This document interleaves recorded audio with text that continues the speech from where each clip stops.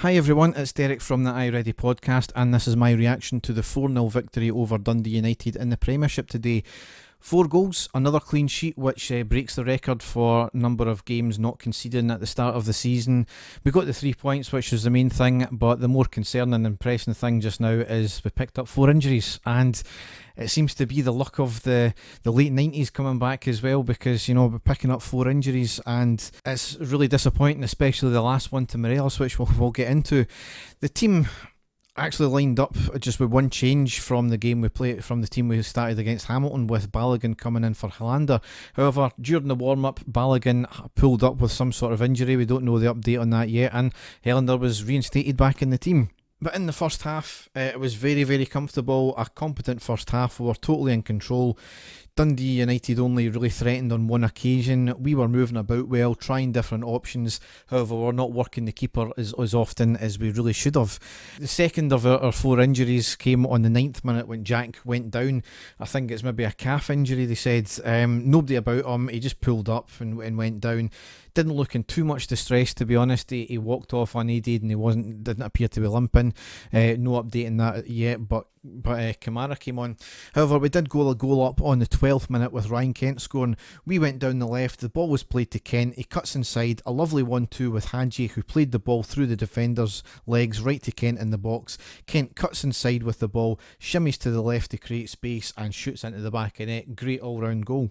And then on the 19th minute, Barker hobbles off with an injury. It looks as if it was a hamstring. He kind of pulled up as well and had to sit down. It was a lengthy time before we actually managed to get somebody on, and Morelos came on for him. However, then we went 2-0 up on the 38th minute with Tavernier scoring. Barisic on the left puts in a cross, deflects off the hand of the defender, but it goes right to the back post, and Tavernier, under pressure, bundles it over the line.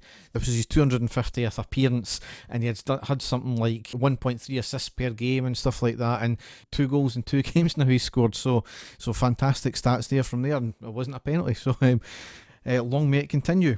Controversial moment where on the 41st minute, Kevin Clancy, the referee, gives a foul against us, against Barisic, despite Barisic being held, and he was bundled over and he fell over. And Barisic had already been on a yellow card at this point, and it was probably a yellow card offence, absolutely, but it was no worse than a lot of what had went on from Dundee United already today. They were bundling players over, beat strong-arming people, they were stamping on people as well, and they were getting nothing against them. No fouls, no cards, no nothing. It beggars belief what the referees play at sometimes, but we'll get into that later on.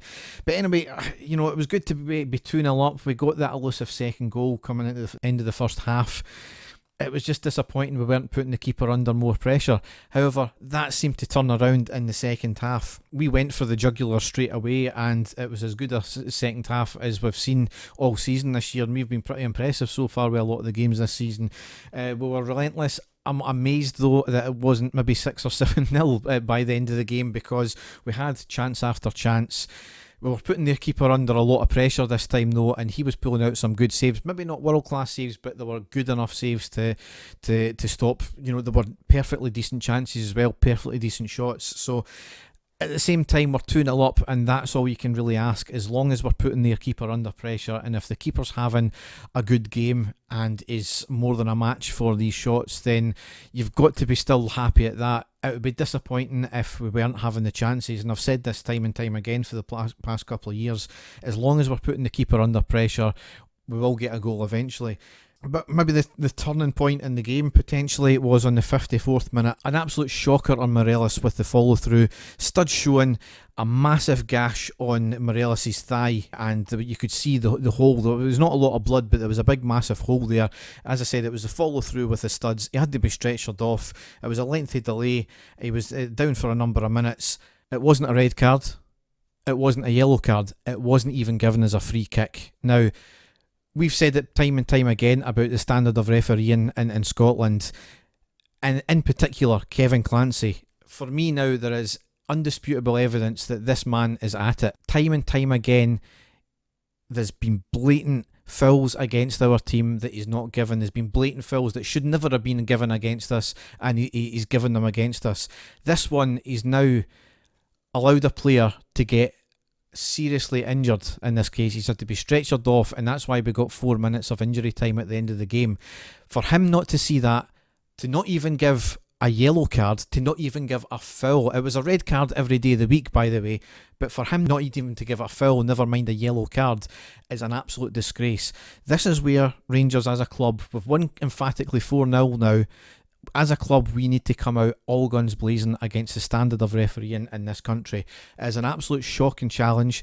It's bad enough that the referees are not doing their duty properly. If Rangers do not come out fighting against this, it's a dereliction of duty for the safety of their own players. There is no hiding from it now. You can't. We never lost the game, so you can't claim it's sour grapes or anything like that. We need to come out fighting. It's a potential transfer ender, this one. Obviously, all the speculation with Morelos is if that's a serious injury, then who's going to pay this kind of money that we're getting quoted for 16 million plus 17 million, whatever it is? Maybe that'll be a motivation for this board to get off their arses and actually go all guns blazing to the SFA about referees in this country.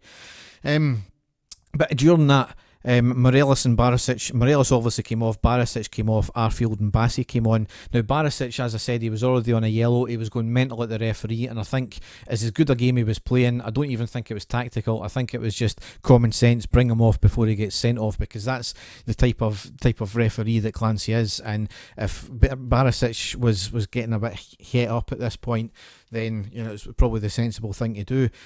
But then we just kept on pressing on, and we got the third goal on the 68th minute with Roof scoring. I initially missed it. I ran down to do household duties of turning on the oven, but I've seen it back on the replay. Tavernier down the right, passes to Kent, who lays a great ball off to Arfield, who drives the ball forward, going to the left-hand side, cuts it back to Roof, who taps it in the net. Great goal. And on the 86th minute, we got the fourth goal with Arfield scoring. Kent, with his back to goal at the halfway line, looks up, dinks a lovely ball down the right to the on-running Hadji, who got it to the edge of the box, puts a lovely weighted ball to Arfield, who shoots into the back of it. Great all-round goal. The vision from both Hadji and Kent there was outstanding. Dundee United really only had two chances in the game. In the first half, they had a header from a corner after McLaughlin kind of came out for the corner, missed it completely, glancing header just wide. If it was on target, it was probably going in. And late into the second half, they had a shot off the bar. I think the defence just kind of switched off momentarily, but off the bar and eventually cleared. So, as I said, got to be absolutely happy with that. Picking a man of the match today is extremely difficult because I felt every single player to a man, they were great today. Everybody was involved at some point. The likes of Hadji was involved in a couple of the goals, same with Tavernier, even scored in one. Roof was brilliant. The players that came on were outstanding as well. They'd done their job perfectly, so really difficult. But just on the basis of the fact that he had played two games midweek there, or last weekend then midweek, and he came through this game and he was outstanding, was Steve Davis. I think he got the sponsors man of the match as well and the RTV man of the match, but he was outstanding running that show. And it's no slight on any other player, but just for the fact that he had played two full games just there and he's still running this show as well, and that was more like the Steve Davis we've seen of Rangers, and we know that how he can play. So we're just going to see what happens with the injuries and things like that. Hopefully some of them are not too serious and it's been more of a precaution. Big run of games coming up, especially the game at 4 p.m. on Thursday against Lincoln Red Imps. We'll be flying out, I think it'll be Tuesday for that one. I'll be watching that in the pub, so I won't have a post-match with you unless I maybe do one when I can get back in the house. So we'll see what happens there. Maybe try and get Dave to do one for a change. But anyway, 3 points, 4 injuries, 4 goals, clean sheet record. We've got to be happy with that, apart from the injuries obviously. So I'm in the middle of trying to update our website, so if you want to go to that, which is ireadypodcast.wordpress.com, and there you can find most, not all of the stuff that we've done over the course of us doing this podcast. So hope you have a good Saturday night and a good Sunday. Thanks for listening, and goodbye.